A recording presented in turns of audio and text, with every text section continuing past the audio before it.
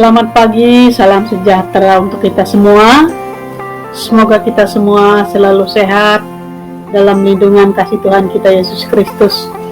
Kali ini kita akan bersama-sama membahas materi tentang kesetaraan pria dan wanita.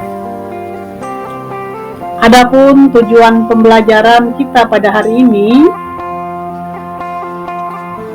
setelah selesai pembelajaran, kalian diharapkan mampu yang pertama memahami jati diri sebagai perempuan atau laki-laki yang saling melengkapi dan sederajat.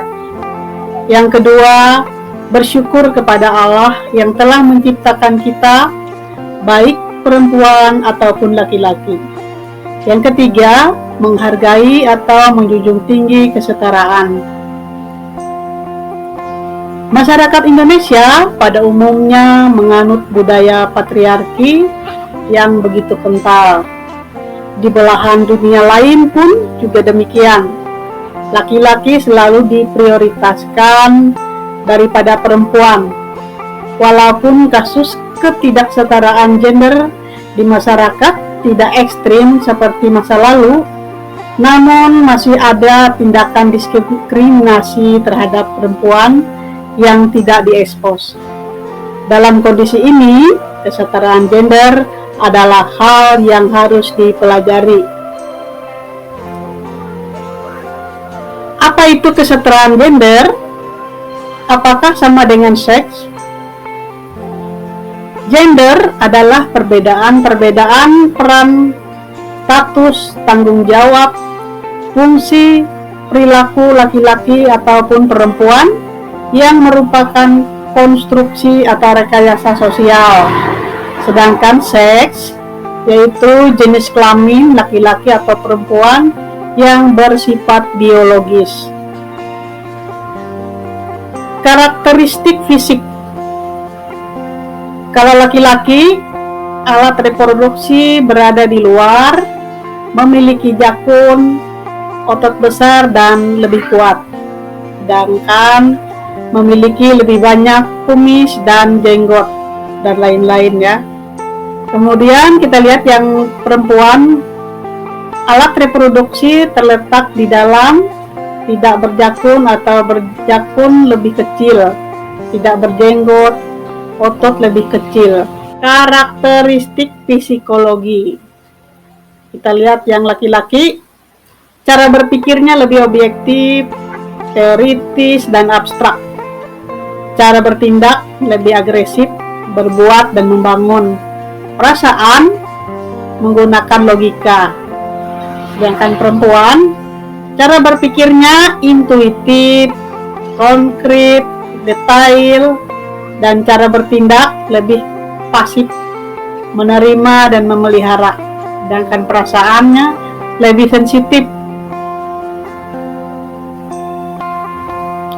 Perbedaan itu sama dengan saling melengkapi. Perbedaan antara laki-laki dan perempuan inilah yang menjadikan kita sebagai ciptaan Tuhan yang indah, dan kita saling membutuhkan satu sama lain.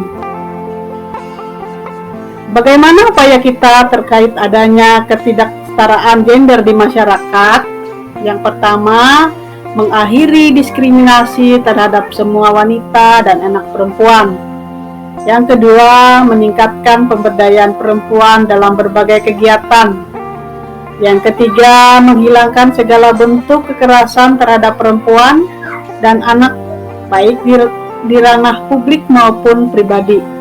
Hal ini masuk perdagangan manusia dan eksploitasi seksual pada perempuan dan anak-anak.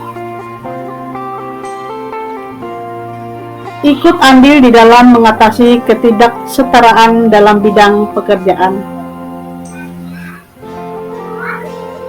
Budaya patriarki. Kita lihat ya, di dalam kebudayaan tertentu di masyarakat kita masih banyak ditemukan pandangan yang menganggap laki-laki lebih berharga dibandingkan dengan perempuan. Karena laki-laki dianggap pribadi yang kuat dan dapat menguasai banyak hal. Sebaliknya, anak perempuan dipandang sebagai pribadi yang lemah, dan kurang mampu menjadi pemimpin di dalam keluarga. Apa itu kesetaraan gender? Kesetaraan gender adalah suatu kondisi di mana semua manusia, baik laki-laki maupun perempuan, bebas mengembangkan kemampuan personal mereka dengan membuat pilihan-pilihan tanpa dibatasi oleh stereotipe peran gender yang kaku. Bukan berarti bahwa perempuan dan laki-laki harus selalu sama.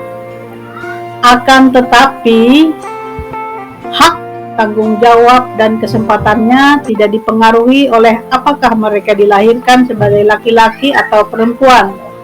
Kesetaraan perempuan dan laki-laki di dalam kitab suci dan ajaran gereja. Simaklah kitab Kejadian bab 2 ayat 18 sampai 23 berikut ini. Ayat yang ke-18. Tuhan Allah berfirman, "Tidak baik kalau manusia itu seorang diri saja. Aku akan menjadikan penolong baginya yang sepadan dengan dia." Ayat yang ke-19. Lalu Tuhan Allah membentuk dari tanah segala binatang hutan dan segala burung di udara. Dibawanyalah semuanya kepada manusia itu untuk melihat bagaimana ia menamainya, dan seperti nama yang diberikan manusia itu kepada tiap-tiap makhluk yang hidup, demikianlah nanti nama makhluk itu. Ayat yang ke-20. Manusia itu memberi nama kepada segala ternak, kepada burung-burung di udara, dan kepada segala binatang hutan, tetapi bagiannya sendiri ia tidak menjumpai penolong yang sepadan dengan dia. Ayat yang ke-21. Lalu Tuhan Allah membuat manusia itu tidur nyenyak. Ketika ia tidur, Tuhan Allah mengambil salah satu rusuk daripadanya, lalu menutup tempat itu dengan daging. Ayat yang ke-22. Dan dari rusuk yang diambil Tuhan Allah dari manusia itu, dibangunnyalah seorang perempuan, lalu dibawainya kepada manusia itu. Yang terakhir, yang ke-23. Lalu berkatalah manusia itu, "Inilah dia, tulang dari tulangku dan daging dari dagingku. Ia akan dinamai perempuan, sebab ia diambil dari laki-laki." Ayat untuk direnungkan bersama.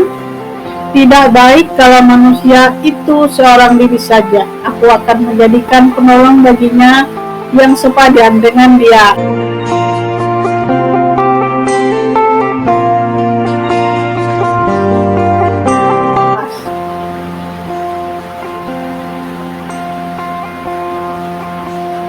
Adapun poin-poin penting dari kitab suci, yaitu juga disebutkannya kesimpulan.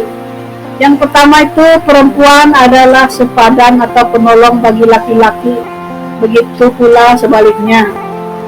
Panggilan Tuhan atas laki-laki atau perempuan adalah masing-masing berkembang dan memperkembangkan diri menjadi laki-laki sejati dan perempuan sejati. Selanjutnya, sebagai seorang Katolik, kita harus menjunjung tinggi kesetaraan gender dalam kehidupan kita sehari-hari.